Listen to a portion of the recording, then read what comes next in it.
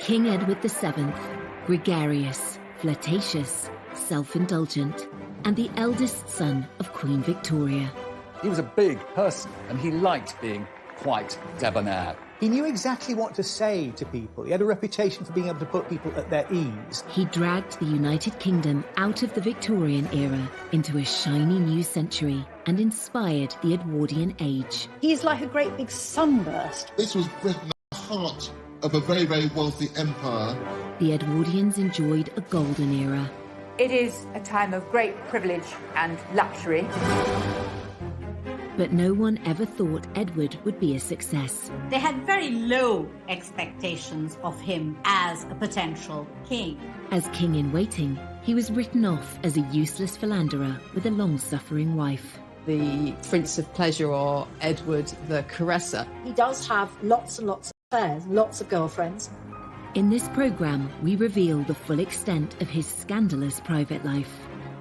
He's very happy to disavow Harriet in court, and that ultimately results in her being confined for the rest of her life in a lunatic asylum. How his beautiful wife, Queen Alexandra, stood by him.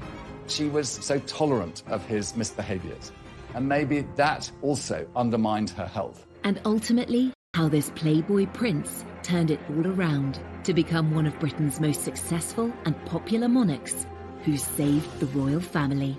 The monarchy was really not fit for purpose. Edward did manage to pull it back quite quickly. He was truly the first people's king.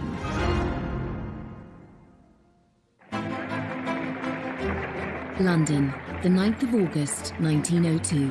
Coronation Day for the new King Edward VII. The ceremony marks the dawn of a new century and a new era of British royalty after 64 years of Queen Victoria. Edward's coronation was a huge affair. Much was expected of it, and really the eyes of the world were fixed upon London, anticipating this great event. He absolutely knew as king it needed to be one of those occasions with great ceremony and drama.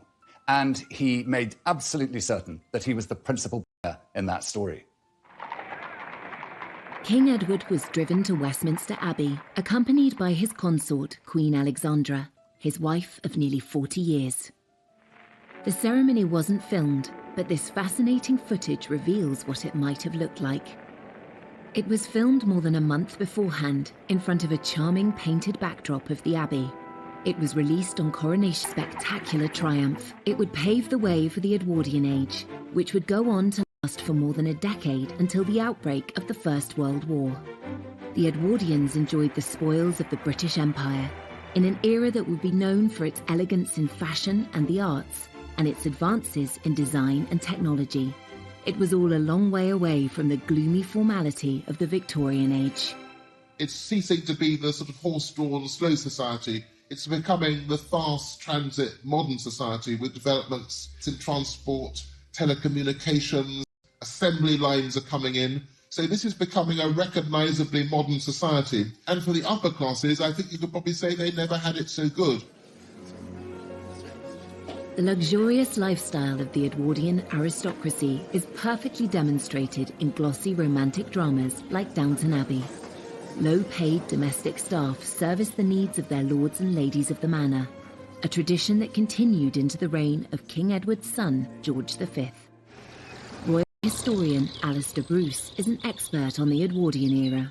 In Downton Abbey, you see this sense of everyone having their place, you the King Emperor at the top, or the person who scrubbed the streets or lit the gas lamps. Right from the start of his reign, King Edward was keen to transform the public face of the monarchy. That included upgrading Buckingham Palace and building Admiralty Arch, transforming the Mall into a world-class ceremonial route. The royal pageants we know today, the weddings, jubilees and flypasts, all have their roots in the plans of Edward VII. Going under Admiralty Arch down towards Buckingham Palace. All of that, in a way, was being constructed in this period and sort of being presented as something that had happened from time immemorial. King Edward's mother, Queen Victoria, was rarely seen in public. She had spent much of the last 40 years of her reign in mourning for her husband, Albert. Now, Edward wanted to put on a show. And this era is at the beginnings of celebrity, and he's right at the heart of this very sort of glamorous world. He goes to the theatre, you know, the West End becomes this very glamorous thing. And Edward is sort of touching all these different bits because he's very much a man about town. He just never stopped eating, drinking and smoking cigars. And I think with his top hat at its jaunty angle, he represented the very embodiment of the age that took his name. Edward VII became a hugely popular monarch, but at the start of his reign, no one took him very seriously at all. He was thought to be a prince of pleasure, with little experience of state responsibilities. There were reservations among some that really this was an intellectual. He was a kind of good time boy. He could take people out. He would entertain them at banquets. He knew exactly what to say to people. There were all these sort of rumours that surrounded the new king, and Kipling, the writer, called him a corpulent voluptuary. He had a reputation as a playboy, as a womanizer. Henry James, the great American writer who lived in Britain, called him the arch-vulgarian. The womanizing king had had several high-profile relationships outside his marriage, pushing against the accepted boundaries of the time. And one of these relationships would end in a very public and scandalous trial that had the nation gripped. Lady Morden was sectioned, effectively. She was declared mad. Her own family say, oh, she's mad, and they put her in a loony bin.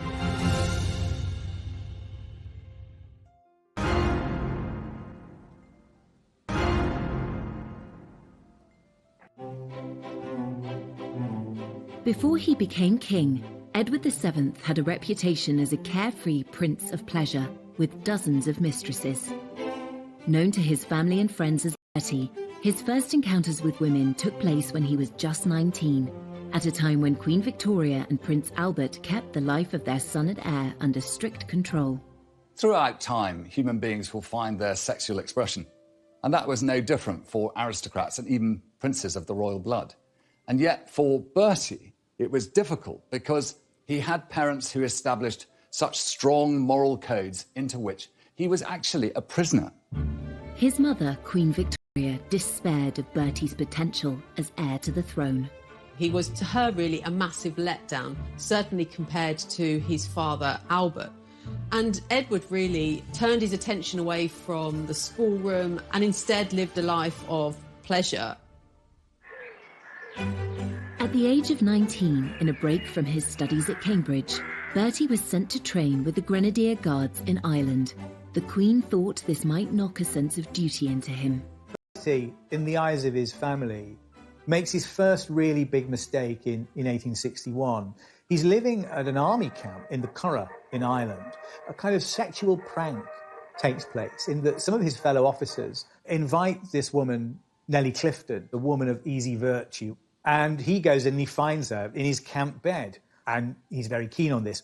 And I remember when I was researching this and looking at Bertie's diaries, there's an entry around this time at which he says, NC first time, NC is Nellie Clifton, NC second time, NC third time. There was absolutely no question that the young prince slept with Nellie Clifton.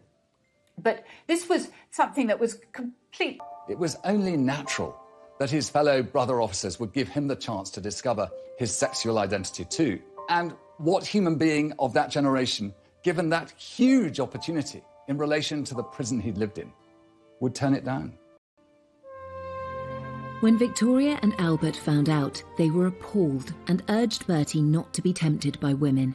They were also trying to arrange his marriage to Princess Alexandra of Denmark. Albert dreaded the effect of what he called Bertie's fall from grace on their wedding plans. With this incident, it was his great worry that the future king of Denmark would not allow his daughter, Princess Alexandra, to marry a broken prince. Albert needn't have worried. Bertie's engagement to Alex went ahead without difficulty. Living in different countries meant they barely got to know each other before their marriage. And they met for the first time in the Cathedral of Speyer, near Heidelberg. They got on very well. But of course, the wedding itself had to wait several years because she was young. Alex was 16 at the time, the sweet-natured oldest child of Prince Christian of Denmark. She was famously gorgeous. She was very lively. She wasn't particularly bright or well-educated, but she loved having a good time and she rode a horse beautifully. She was a lot of fun to be with. They married 2 years later in 1863 and were very much in love. Bertie was faithful to Alex at the start, and she had no idea he had a roving eye. But he was soon meeting other women, at first out of her sight in the brothels of Paris. He does have lots and lots of affairs, lots of girlfriends. Even after he gets married, he had a tremendous reputation in Paris for visiting brothels and going to the theatre and having affairs with opera singers and actresses. In Bertie's social circle, adultery was really a sort of recognised sport. Bertie may have thought, well, you know, they're all at it, why on earth shouldn't I? Bertie's adventures in Paris began in 1864 when he was 23, just a year after his marriage to Alex. We know that he went to a very classy brothel called Le Chabonnet. Our knowledge about this mainly comes from later years, when the fixtures and fittings of this very fancy brothel were sold off, and certain kind of objects become associated with Bertie. The prince is said to have used this chair to entertain 2 women at once.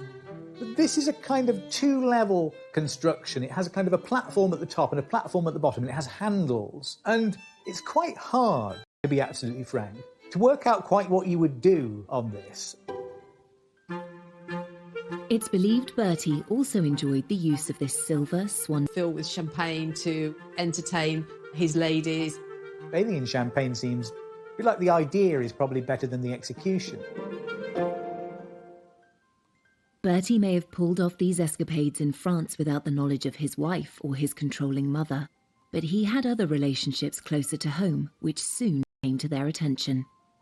It's very hard to know how many mistresses Bertie had. There's hardly any letters, any correspondence from women is preserved in Bertie's papers. And this makes it very difficult to trace the exact nature of his relationships with all the women who were named.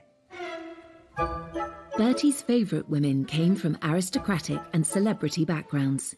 He would meet them at society dinners, dances, and even at the theatre.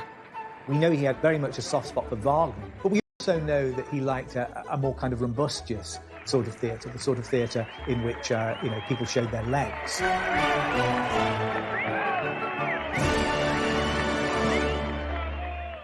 A mistress, the word today, implies a slightly seedy relationship, perhaps, and probably an adulterous relationship.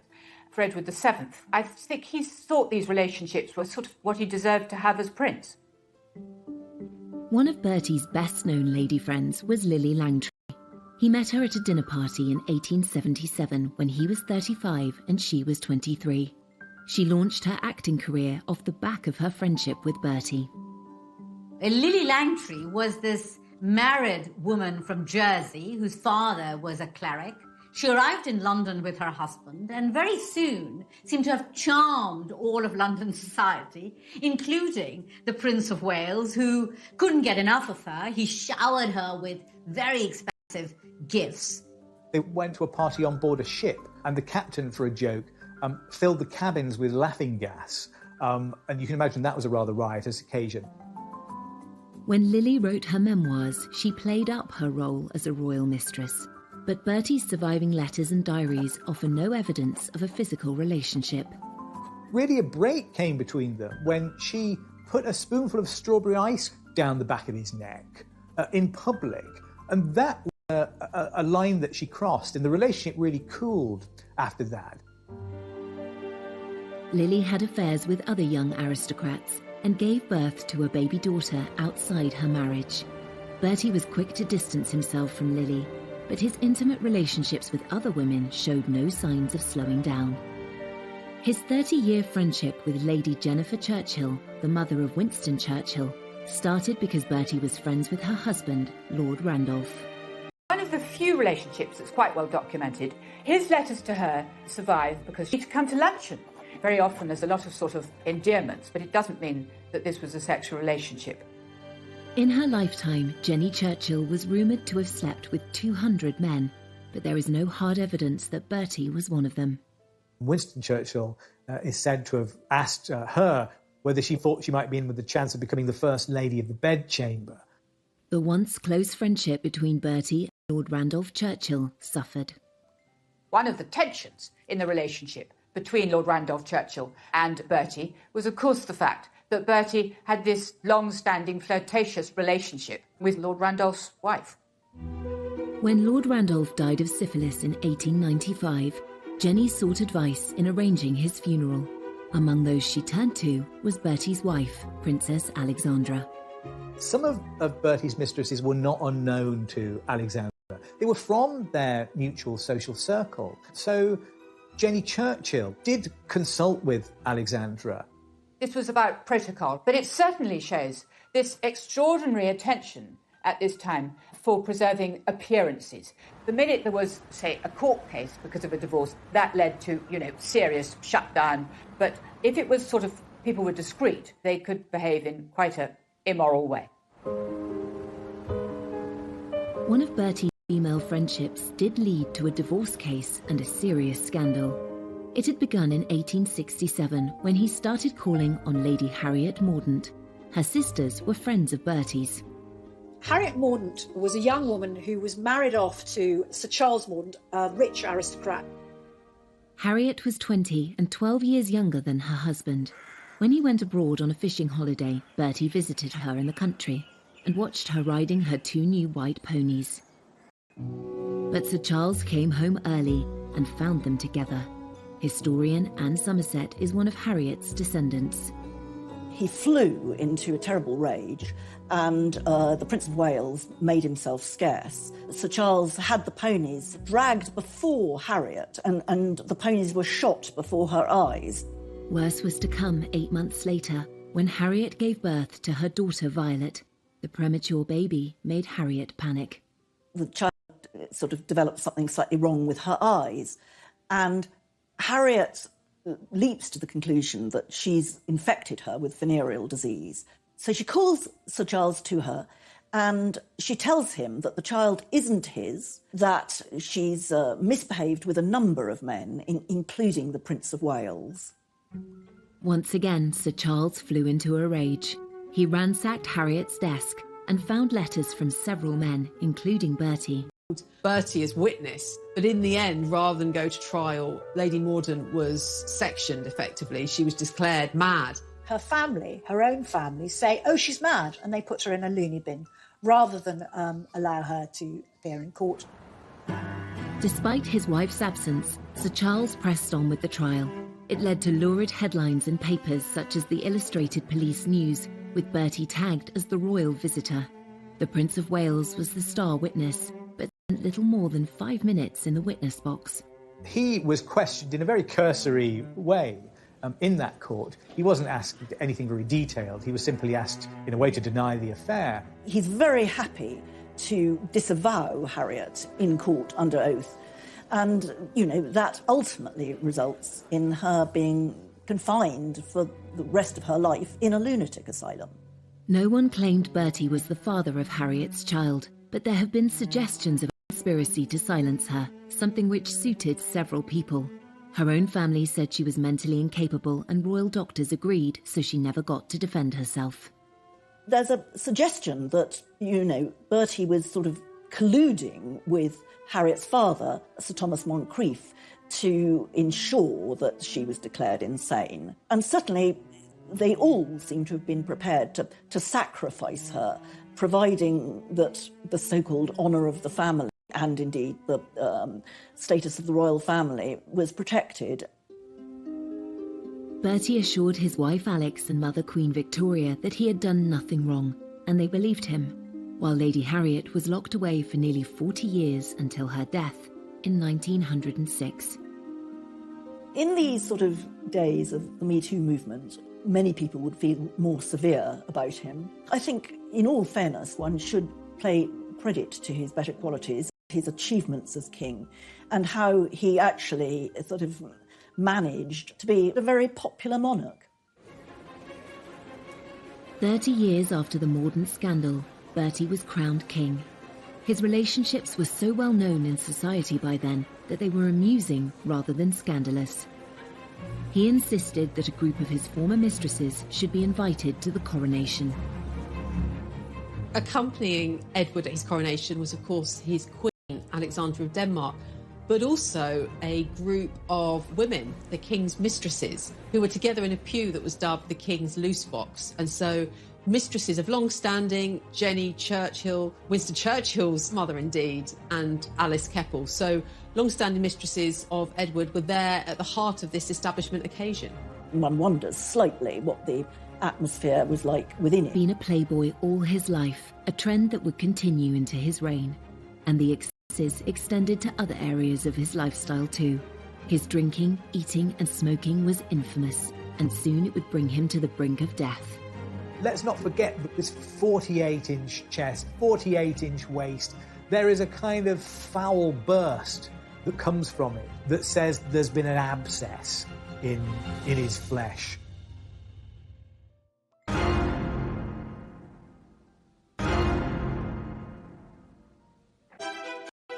Edward VII spent more than 2/3 of his life with Alexandra of Denmark, his wife and queen consort. At the age of 18, Alex took part in an arranged marriage with the rebellious and hedonistic Prince Edward, who had grown up starved of affection by his strict parents. I think it's quite clear that Bertie turned out the way he did because he felt neglected and unloved at home. He had so little love in his family that he went out of his way to find affection outside. Alex tried her utmost to be the love of Bertie's life, but when he needed more than she could provide, Alex found ingenious ways to ease the heartache it caused her.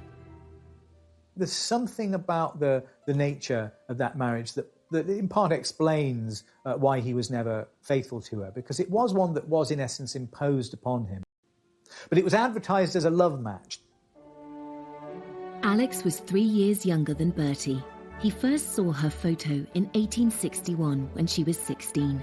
Her father, Prince Christian, was heir to the throne of Denmark. They lived in a palace in Copenhagen. Alexandra made her own clothes as a child. She shared a bedroom with her sister into her teens. There are stories about her recycling her clothes as furniture covers. Can't really imagine Queen Victoria doing that. They were very fond of each other, and they were also very active. Alexandra's father made them all do kind of, I think, what you call calisthenics now. You know, they had to kind of go outside and jump and do star jumps. Bertie and Alex's wedding took place under a cloud. His father, Albert, had died. If he was given responsibilities, he wouldn't necessarily stick to them, or he would go off partying, or he'd show the papers inappropriately to other people. With no immediate royal duties to take up after their wedding, Bertie and Alex moved into Marlborough House on London's Pall Mall, a stately home less than a mile from Buckingham Palace. The young couple became the toast of high society.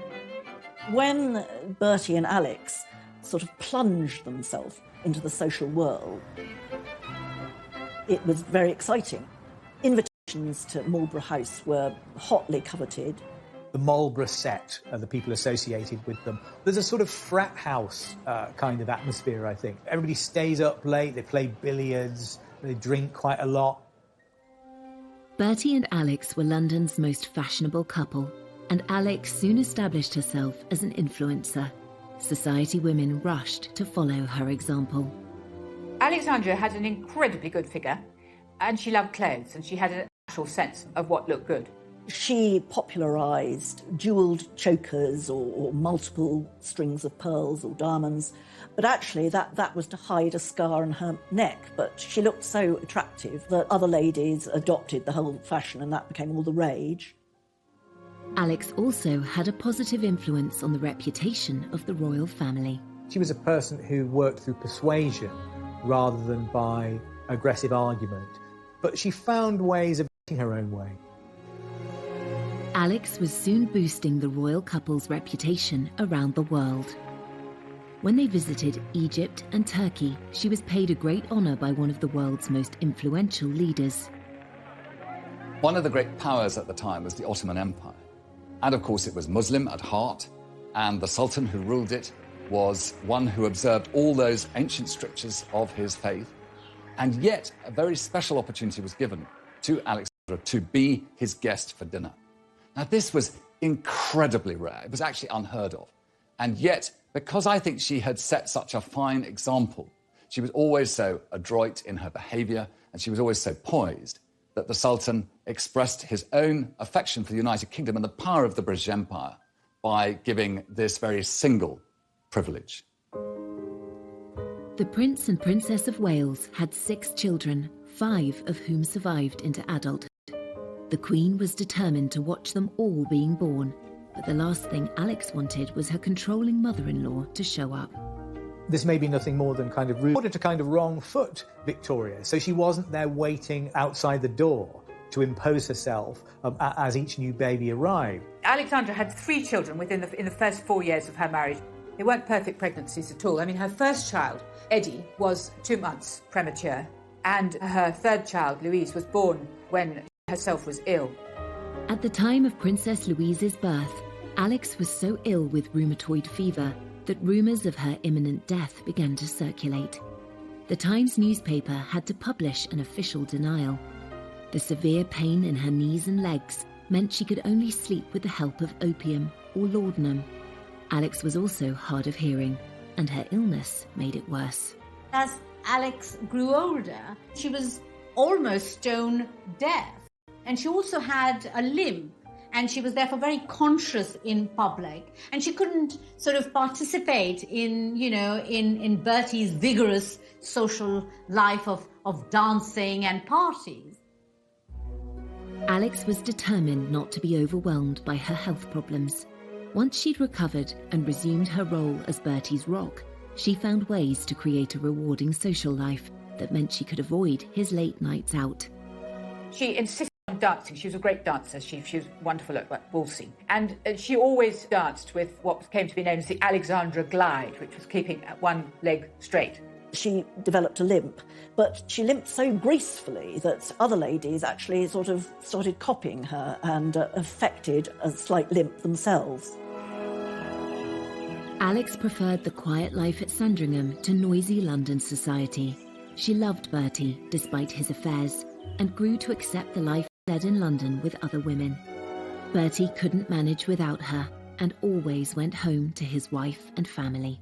She was looked after by Bertie, and he was a devoted husband and father. It's difficult to know how accepting Alexandra was of Edward's philandering ways, and I think there is evidence to show that she came to a certain level of acceptance. And yet she was so tolerant of his misbehaviours. Maybe that also undermined her health. But together they were a great team. Queen Victoria may have supported Bertie in public, but thought his behaviour was not befitting of a future king. All his life, Bertie was a constant disappointment to his mother, except in the last moment before she died. She seems pleased to see him, and she speaks his name. So that, as far as we know, Bertie is the last word that Victoria spoke. And it's a kind of forgiveness, I think, perhaps, at the end. After nearly 60 years in waiting, Bertie, the Prince of Wales, was now King Edward VII. But his decades of smoking, drinking and overeating were quickly catching up with him. His doctors warned him that without urgent treatment, he might die in the middle of his coronation ceremony. There's a possibility that it's appendicitis, but once Treves cuts into the body, let's not forget this 48-inch chest, 48-inch waist, there is a kind of foul burst that comes from it that says there's been an abscess in his flesh. The nation, indeed the world, held their breath. In the end, the 40-minute procedure was successful. He sat up in bed, he emerged. In a way, this added to the sense of excitement and expectation. The coronation was delayed 2 months to allow him time to recuperate. King Edward VII was determined to drag Britain into the modern age. But not everyone was happy about it. Many British people who were quite restrained saw this old building that they loved turned into something like the interior of a French hotel. And that was probably quite surprising.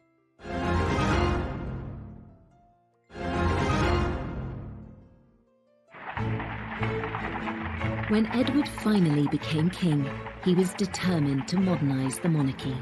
The start of his reign heralded new era of hope, optimism, and creativity. He began by insisting the family should leave their beloved home at Marlborough House and move into the main royal residence of Buckingham Palace, which had been largely left empty by his reclusive mother. Alexandra was totally against the idea, but Edward said it was essential to make the monarchy more visible. She was desperate. She didn't want to leave at all. And she put up all sorts of reasons why it was impossible for her to uproot herself. And only very reluctantly does she agree to go.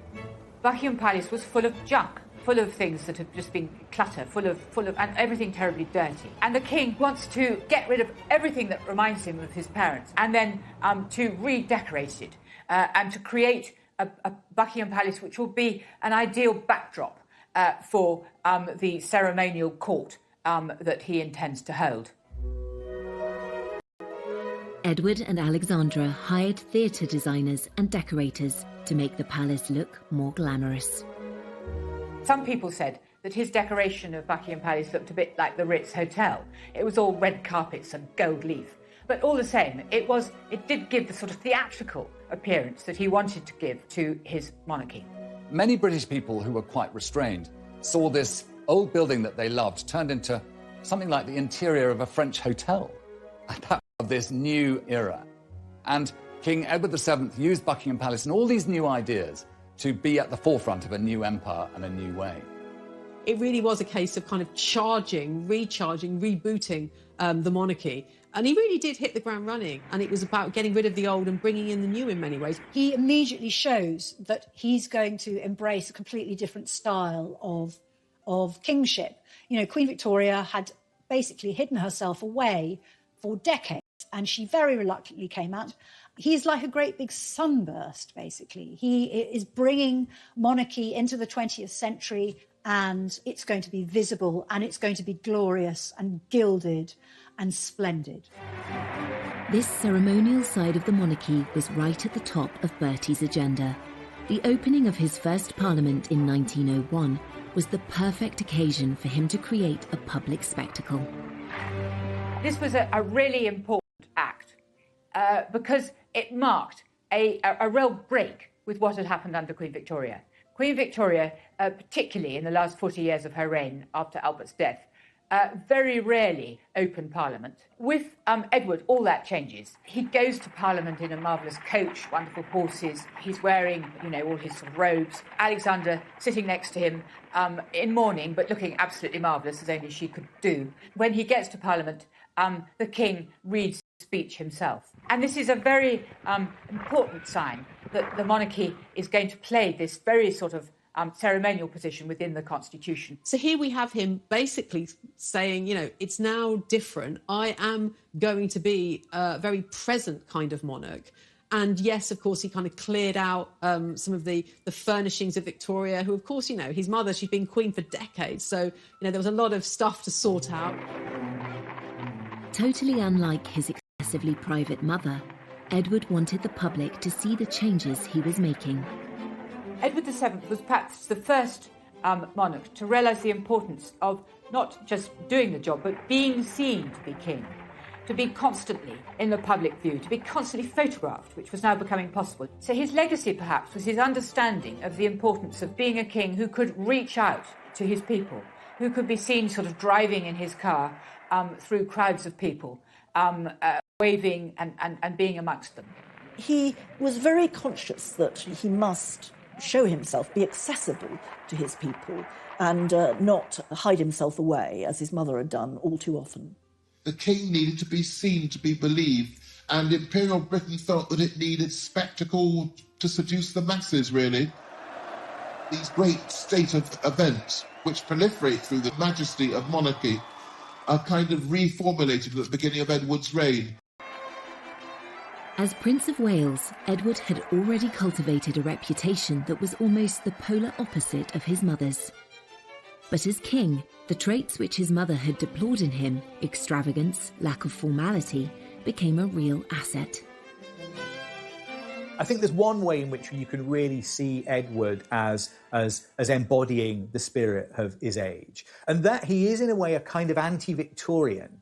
That whole decade is by the desire, I think, to put the 19th century behind it.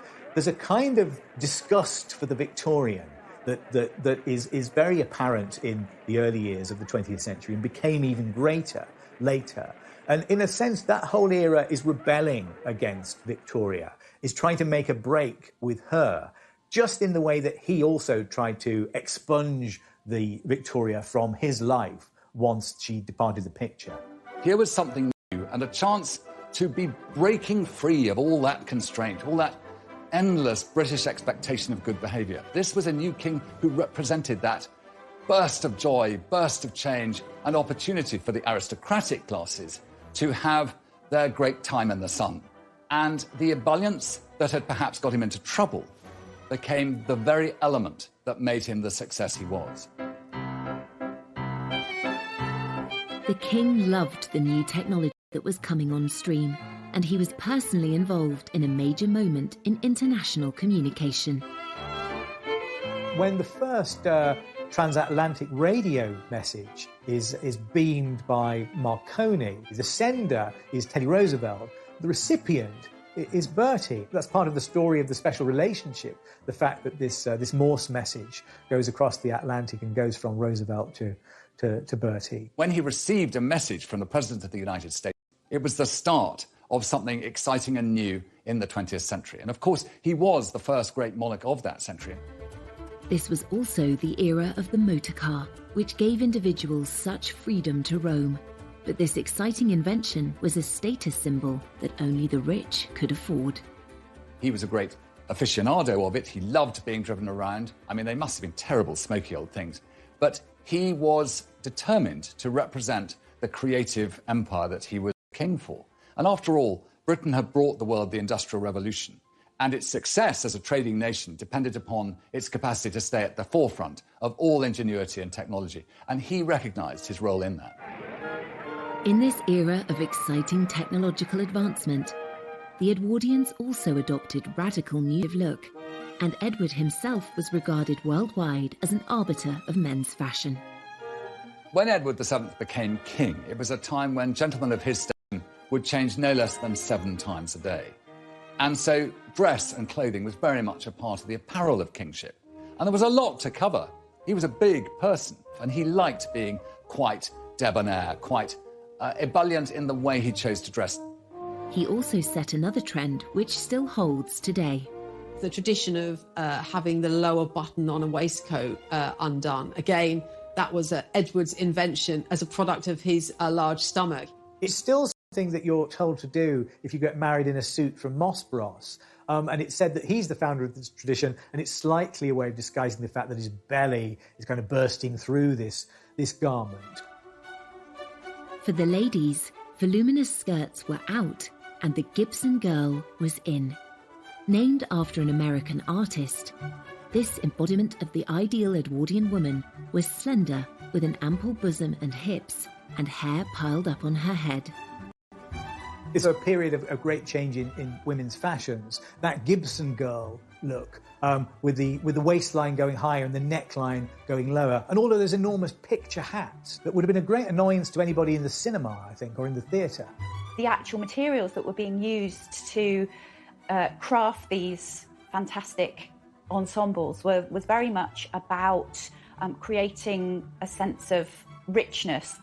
It is an era that really celebrated innovation in terms of fashion, using chemical lace, using machine-made objects, using garments that were made. It's really the beginning of the fast fashion era of mass manufacture, and so there's a great sense of new designers, new in all sorts of different ways, that punctuates it as a very exciting decade in fashion.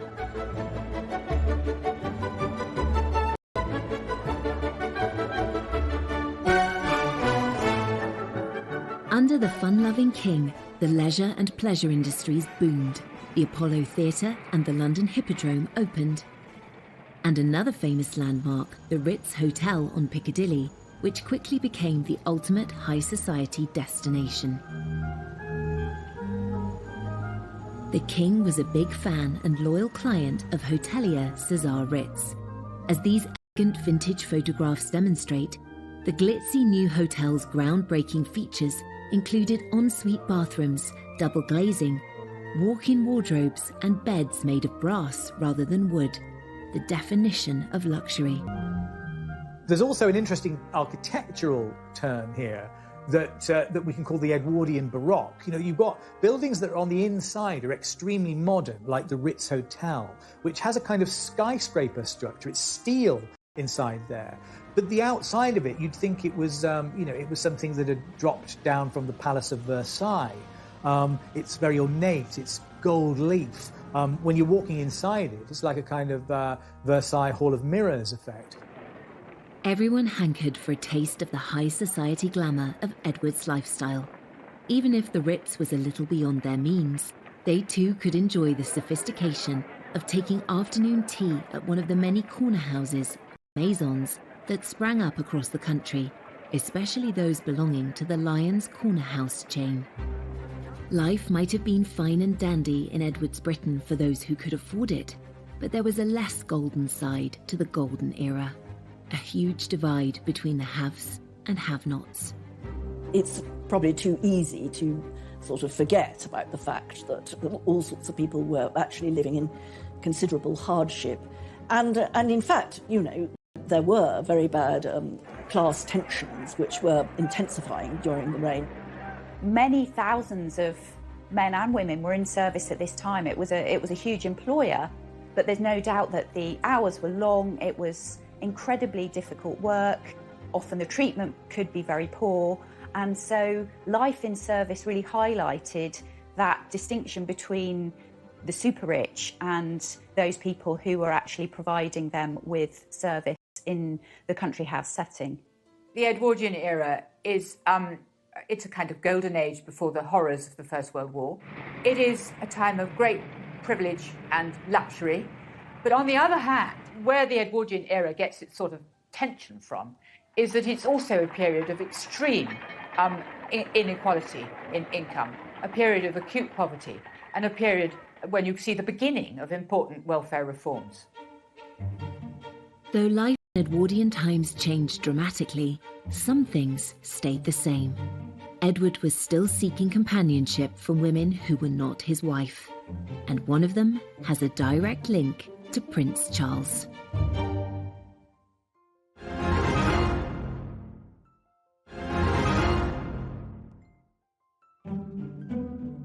Bertie had strayed throughout his marriage, and that didn't change when he was king. And one woman had the dubious honour of becoming known as his last mistress. Alice Keppel was famous before she started her affair with Edward, because dinner parties were a hot ticket because lots of politicians and, famous aristocrats would be there. People are made to understand that if they want to have the king to dinner, or if they want to have him to stay, Mrs. Keppel must come too. So she constantly accompanies him, and she has a very good effect on the king. She was able to put him in a good mood. If you wanted something out of the king, the best thing was to ask Mrs. Keppel, and she will get the right answer. She was witty, she was quick, she was interested in politics. She was able to act as a kind of bridge between the king and some of the liberal leaders with whom he didn't get on very well, people like Lloyd George. Basically, they both enjoyed being with each other. I don't think it was a very passionate affair, but it was a sort of... it was rather a grown-up relationship. Mrs. Keppel is very interesting because she is much younger than him, and the relationship is one of companionship and friendship. I don't think it is necessarily the same sort of sexually promiscuous relationship that he may have enjoyed in his youth. There's an interesting way that history repeats itself in the relationship between Bertie and Alice Keppel, because, of course, two direct descendants of those people are Prince Charles and Camilla Parker Bowles. Camilla, the current Duchess of Cornwall, happens to be the great-granddaughter of Mrs. Keppel. It says something about what I'm going to call a kind of class consciousness that goes down the generations here. These are people who are all from the same part of society. They all had relationships with each other. Those lines of descent follow, and all their great-great-grandchildren still all know each other. So I think it says something about a kind of continuity of social life, and possibly a continuity of mores from beginning of the 20th century to the end of it. Two women played a crucial part in shaping the king Bertie became. Mrs. Keppel helped him to broker his relationships with the leading politicians of the day. Meanwhile, his wife Alexandra was by his side on big state occasions, helping him wow the crowds and also throwing herself into charity work.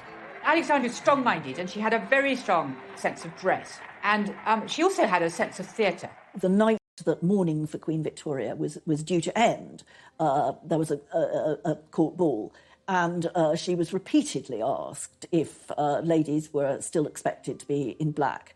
And she was very evasive. She managed not to give any sort of answer. So the lady guests took the decision to play safe and all came dressed in black. Suddenly the doors open and Alex enters looking sort of radiant, stunning, all in white with diamonds and sort of so bright plumage, whereas all the others were like sort of dowdy crows. Her lady-in-waiting described it as that she was shining like a star in the night sky, and it was a declaration of her prominence, that she was, compared to the London ladies, as she called them, she was the most prominent woman in the room. As Bertie continued being unfaithful to her, Alexandra found all manner of ways to communicate her displeasure. Alexandra was clever at managing Edward and punishing his indiscretions fairly subtly. She was deeply hurt and often humiliated by Bertie and his shenanigans, especially because it was impossible to keep it private. And one of the ways in which Alex responded to her husband's affairs was to take herself out of the picture almost completely. You know, she travelled to visit relatives in Denmark or Russia, or travelled in the Mediterranean, making it very clear that she wanted to distance herself from her husband because she disapproved of his actions. And there was another surefire way to put him in his place. He's obsessed with punctuality, and she is constantly, blithely, infuriatingly late for everything. The idea of keeping a king waiting is completely unacceptable. But Alexandra knew exactly what she was doing, and she would appear looking absolutely wonderful, and the king would fume, and the point would be made. But despite the friction over his affairs, the relationship between Bertie and Alex had lots of strengths. There are plenty of eyewitness accounts of great fondness, almost a sort of jollity, really, going on between them. They enjoyed each other's company. They were good-humoured in each other's company. I think, in a way, it's a surprisingly functional relationship, given the circumstances, and a relationship of some complexity. There doesn't seem to have been much agony in it, if I can put it like that. Aside from her mischievous attempts to punish her unfaithful husband, Alexandra threw herself into charity work. He did prove himself to be a king fit for the times. And though Edward's reputation as a fun-loving playboy never left him, his many triumphs far outweigh this. I think we remember Edward as a man overly devoted to pleasure, but there is a serious side to him that is neglected and unremembered. He's one of the brokers of the Entente Cordiale, for instance, that made relations between France and Britain a lot more friendly than they'd been in the past. So if we're going to kind of refocus him slightly, let's think less about the cigars and the horses, and maybe more about this side of him, about his kind of political nous. And when Edward went on an official visit to India, he also demonstrated an enlightened outlook on race relations. He was deeply shocked by the behaviour of some of the British officials out there, and he came back determined that something must be done to stop the racist behaviour of the English against the Indians. He writes home to his mother that all the people in India would be far more accepting of our rule if he actually treated them with firmness but kindness, not with brutality. He had defied all expectations of him, particularly those of his mother, and he was determined to make sure he didn't make the same mistakes with his own children as she had with him. Edward sets about training his son up to be king. You know, he makes sure that George has a desk next to him. You know, he makes that part and parcel of what you do for an heir, is that you prepare them. Towards the end of 1909, Bertie's health was failing. He just won't look after himself. He goes on smoking cigars. He goes on eating huge amounts. He finds it harder and harder to walk. And, you know, basically his body gives out on him. Alexandra returned from a trip abroad to find him seriously ill. And on the 6th of May, 1910, Edward suffered a series of heart attacks. But even at this difficult time, the king's mistresses were never far away. Mrs. Keppel had a letter which the king had written to her, telling her that if ever he became ill or was on his deathbed, she produced this letter, and Alexandra, on the strength of this, allows Mrs. Keppel to come and say her goodbyes to the dying king. And Mrs. Keppel, when she saw him so ill, has a sort of hysterical fit, starts weeping and making a lot of noise and being very sort of what you don't want to have in a sick room. So she's bundled out of the room, and shortly afterwards the king dies. After he dies, Alexandra has his body laid out at Buckingham Palace for 8 days. His sudden death produces a sort of extraordinary, massive outpouring of public grief. The shops are all draped with black, people are in tears, and his son George makes the decision Edward VII should lie in state. And at Westminster Hall, his coffin lies, and for several days the crowds come filing past. You know, the queues go stretching right through the sort of streets of Westminster. People wearing black, people of all classes, you know, a lot of poor people, not just the rich and the privileged.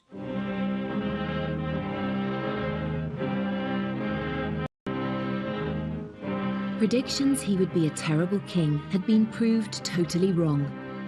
His funeral was held 11 days after his death, and it too drew huge crowds. The funeral of Edward VII is, in a way, it's the biggest production number of his career. It's the climax of it all. He has been the person pushing for this kind of monarchy, this highly ritualized, spectacular version of monarchy, where all its processes are attended by a sense of choreography, a sense of style too, and a sense of the people being involved as spectators and participants. When the crowds cheered him when his cortege passed down the streets of London, they were there out of love. Love for a king that in a very short period of time had managed to establish a relationship with the people that was unprecedented. He was truly the first people's king. I think he's represented the grandfather everybody wanted, and this is what royalty does. It sort of embodies that generational reality that every human being lives. And he was very much a part of a dying age, and with the death of the king, the joy and frivolity that he represented and embodied, I mean literally embodied, was seen to be vulnerable, mortal, and gone. Edward VII is remembered as a wise king and a great sportsman. The Edwardian era, like the Victorian era, has now become a legend. Had managed to create an entirely fresh, new era, one that is still very much remembered and loved today. A lot of people felt a great sense of regret that the reign of Edward VII was cut short. And some people suggested that, you know, if he'd lived, possibly the golden era could have continued, and possibly the First World War could have been avoided. One legacy of his reign was the fact that the monarchy in Britain survived as it did throughout the 20th century, you know, particularly the First World War, when so many other kings fell from their thrones. Edward VII did succeed in reforming and modernising the monarchy, and perhaps more than that, making the monarchy a sort of central to people's sense of being British. He showed how he could play a difficult situation in lots of ways with, you know, the rising tide of political and social reform and the pressures in Europe. He actually played those to his strength and was seen to be a measured, peacemaking constitutional monarch, actually exactly what was needed at the time. After less than 10 years on the throne, Edward VII created an impressive legacy. And ultimately, how this Playboy prince turned it all around to become one of Britain's most successful and popular monarchs who saved the royal family. The monarchy was really not fit for purpose. Edward did manage to pull it back quite quickly. He was truly the first people's king.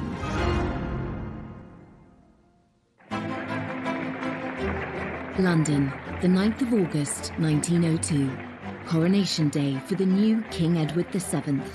The ceremony marks the dawn of a new century and a new era of British royalty after 64 years of Queen Victoria.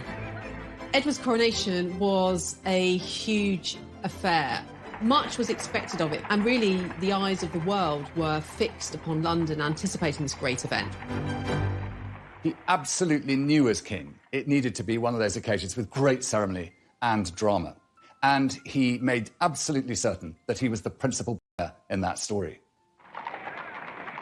King Edward was driven to Westminster Abbey, accompanied by his consort, Queen Alexandra, his wife of nearly 40 years. The ceremony wasn't filmed, but this fascinating footage reveals what it might have looked like. It was filmed more than a month beforehand in front of a charming painted